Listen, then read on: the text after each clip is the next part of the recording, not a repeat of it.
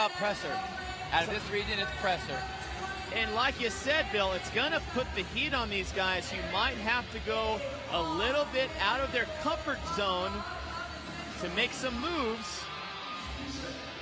Nick Forey on the left, Rich Froning, center screen, 3-time CrossFit Games champion, the king of the Central East in the CrossFit world. Scott Panchik just to his right. Doing what Rich does best. Look how slow and methodical he is. Everyone else is rushing through there, but he doesn't do that. Takes his time and watches everybody just crumble. Nick Urankar, shoulders look like they're going to touch the collars of this bar. Now Nick is battling back. He's sitting in that 4th place position right now. Had a rough year last year. Good first day, so he needs this event to jump into that spot. We have 4 more events, including this one, Heat 4, Event 4. Nick Urankar, left side of your screen. Nick Forey, tied for 3rd with 17 points. And to Nick's right, the champ, Rich Froning, eyeballing the competition from afar. You know he's going to pace this out until he feels he really needs to make a move. He's like a tiger. He just watches everybody go out, going crazy. And we talked about this. Tight like a tiger. Tight like a tiger. We talked about this.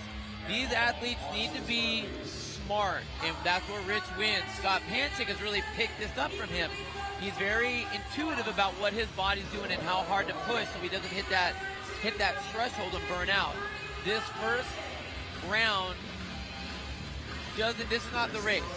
They have to pace it. And look at Rich's tempo compared to everybody else's tempo. They're going faster than he is, but he turns the gas on when he needs to. The best time set around the world, Zeke Groove, 9 minutes and 51 seconds. He was unbroken on the handstand push-ups, but ended up breaking on the squats and pacing out the burpees. If these men are going to challenge that event record after that round of 21, Zeke was sitting at 2 minutes and 50 seconds. He's been about 30 seconds away from that pace.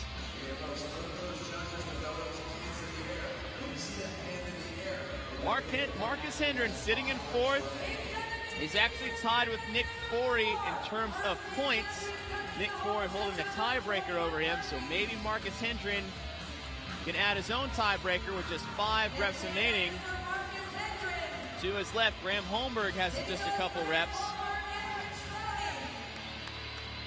We'll see who will be the first man to the rig. Again, we talked about that tempo or where your active rest is going to be.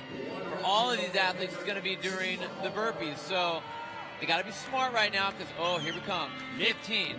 Nick Urankar was first to the front squats. He will be first back to the 15 handstand push-ups. He's about 15 seconds off Zeke's pace. But an event record aside, as long as he can keep ahead of these other guys, that's all that matters to him. Wow, that was a solid set right there. 10 straight through, going into his last set of 5.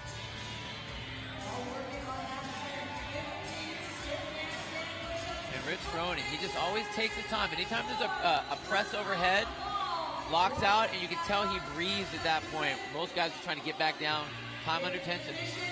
Nick Urankar, lane number 4. We approach the 4-minute mark. He's on his 15 front squats at 195 pounds. Very smooth and controlled on those handstand push-ups as Nick Forey, Rich Froning, and Scott Panchik make their way to their bar for 15 front squats. Again, I think it's hysterical. Not hysterical, I guess kind of demonic almost, where Rich, he literally is the only athlete that is watching where everybody is the entire time. All the other athletes are just concerned about what they have to do. I have to get to the bar. I have to start these reps. I have to do the handstand push-ups. But Rich just stands back to see where he can start picking people off right and left through each one of these rounds. But again, Nick Urankar done with his front squats, moving on to 15 burpees over the bar. For these other athletes, Nick Urankar, Nick Forey, the pressure is on because that third place, that precious third place spot, they have to battle for that. So they really need to kind of push the envelope, hopefully not going overboard, but they got to keep the pressure on each other to see who's going to break down. Center of the competition floor in blue, Rich Froning. Next to him on his right, Scott Panchek. About 8 reps behind Nick Urankar.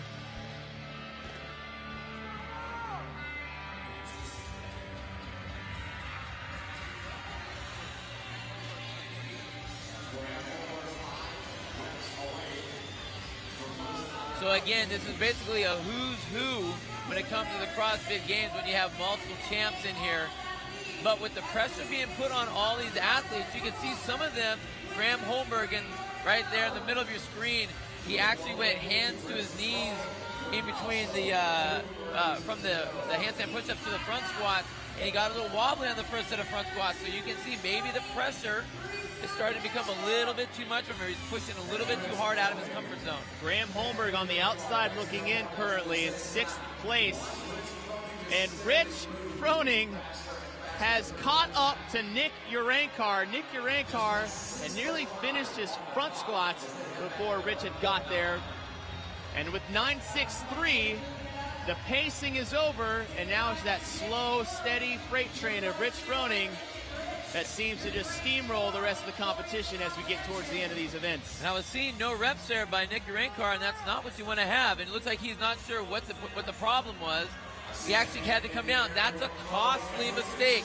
If you miss a rep, you need to know exactly why you missed it and fix it immediately. You can't let 2 and 3 and 4 reps go by.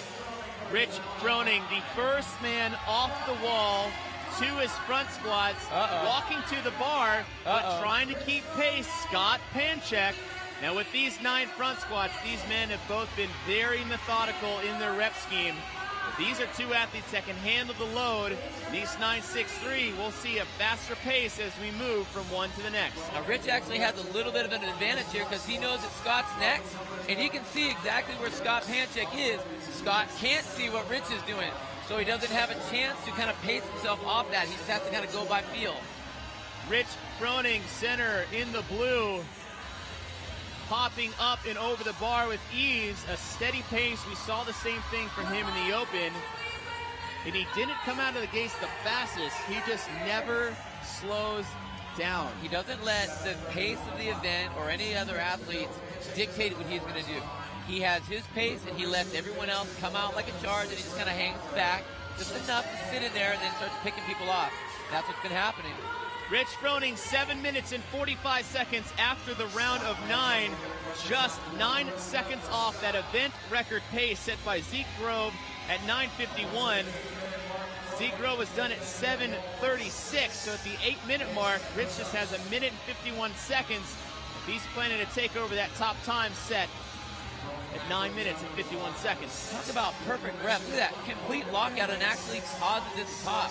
With most athletes, they try to push that limit and it's up and down real fast. He doesn't do that, ever. Rich Froning jogging for the first time, 6 front squats and 6 burpees. Scott Panchek on his right, trying to hang with them, and Rich, with just 6 reps at this weight, is looking to push the pace just a little bit more. But Scott Panchek does have that speed on his side. Froning done with 6 reps. First burpee down. Scott Panchek, 2 reps behind, 8 minutes and 45 seconds in. 1 minute left to try to topple that event record at 9 minutes and 51 seconds. And with 1 more burpee to go, Rich Froning is now 5 seconds behind the event record pace. And with a little mishap in the bars, Rich Froning just has 50 seconds. 9 reps stand between Rich Froning with a first place finish in this event and maybe the top time the world has seen in event number 4.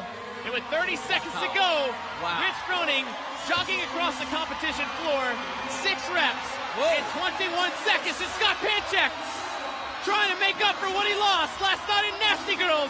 And now they're tied. Who's it going to be? Panchek, Froning, Panchek, and Froning. Oh my gosh! Oh my gosh! 9 minutes and 41 seconds. That is a battle right there. Scott Panchek. Wow.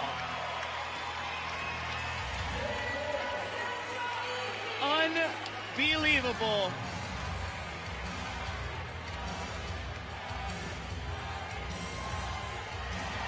I don't know what to say. Let it breathe, Chase. Let it breathe. Oh my gosh. What's incredible is, first of all, that race. Second of all, they both beat the world's fastest time. Both of them.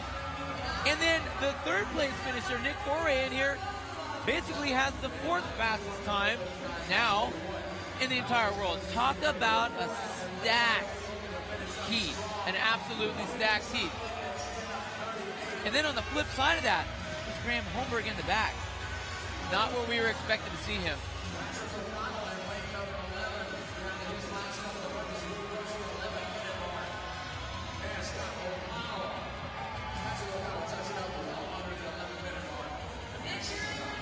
We are at the 11-minute mark with 9 minutes remaining, and nearly every male is done in Heat 3 or Heat 4 of event number 4. And this crowd is getting everything that they paid for to come and see the epic battle between Rich Froning and Scott Panchek.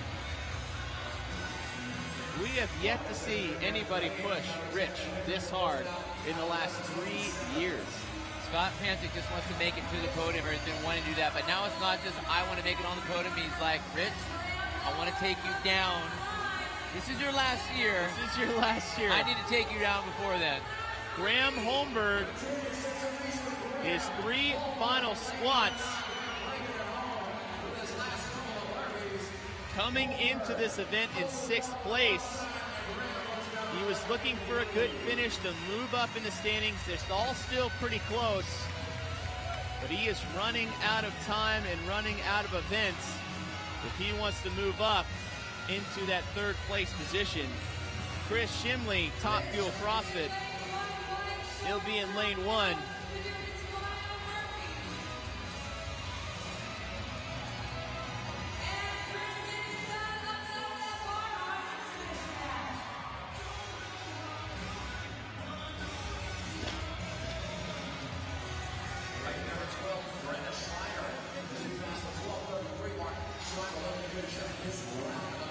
So we knew we'd see it. We knew we'd see the pressure get put on these athletes and who was going to actually be affected by that.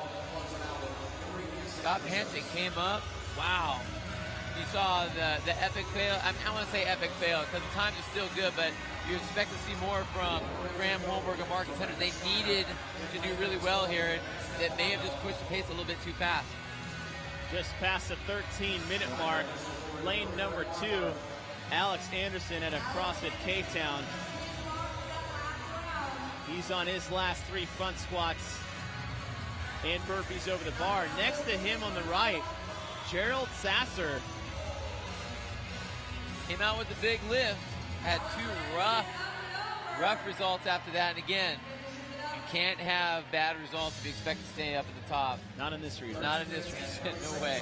Scott Panchek takes his licks and keeps on ticking, and if we might see his first place finish in this event. It's possible. It's possible. It's all about the clock. But Scott Panchek, just when you thought Rich is going to walk away with it, with the speed that he can move that bar with. When he wants to go, he wants to go. I'm with as much as he had at the end, I was almost surprised he didn't start that just a touch early. He could have done that just a little bit earlier. But maybe he wanted to hold back so that Rich wouldn't pick it up either. You know, don't want to be pushed to where you don't want to go. I'm not trying, Rich. Don't go faster. Right. I'm not trying. Gerald Sasser, 1 burpee remaining. And with that rep, Gerald Sasser will close out heat number 4 of event number 4 with yet another whirlwind finish for the men in event 4 between Rich Froning and Scott Panchek. Wow, to the end, absolute to the end. Look at Scott Panchek. Absolute sprint to the bar. We haven't seen anyone sprint that fast, and look how fast he's moving. I don't know Panchek how. Being just a hair closer. Rich doesn't even know about that. He was like, That's a little close. That's a little close. Man, that was good. What an amazing race between these two men. And until we get official results, we're looking at Scott Panchik and Rich Froning tying unofficially in event number 4, besting the top time in the world by 10 seconds. And if we can't figure out who's number 1, heck, let's just talk to both of them. Amanda Krenz is down on the floor with Rich Froning and Scott Panchik. All right, I was just telling these guys, I'm not sure exactly who won yet. Definitely a photo finish. We're going to start with Scott, though. What do you think about this guy and having to chase him all the time? It sucks. He's a stud. He's the real deal. It's the champ. I mean, you got to do everything right if you want to beat him. It probably sucks, but at the same time, there is somebody there for you to chase that drives you. Yeah, absolutely. It pushes you. I mean, there's a ton of great competitors here in the Central East. So when we get out here and it's all 10 of us together, I know everybody's PRing on their times. They're getting pushed. Definitely. Scott, thanks. Absolutely. Rich, what's it like for you to have these people chasing you?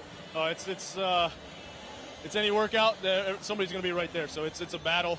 It's a fun weekend though. It's cool to see how far everybody's come, and then push yourself farther than you can when you're at the house or doing whatever. So it's good. Definitely. Did you have to adjust your pace based off of what was happening around you? No, I was just trying to stick to my game. Scott was ahead of me for a little while. I came back, got ahead of him a little bit on the burpees, and then that last little bit he beat me. So it was good. So you knew where he was at pretty much at all times. Oh yeah. You always know who's beside you and where they're at. You definitely do. We can see your eyes moving back and forth. Rich, nice job. Thank you very much. So that photo finish we see between Rich Froning and Scott Panchik, face like he knew he just got edged out. Well, with like the heels coming down. Like he says, he always knows where everybody is. So I think he actually knew that.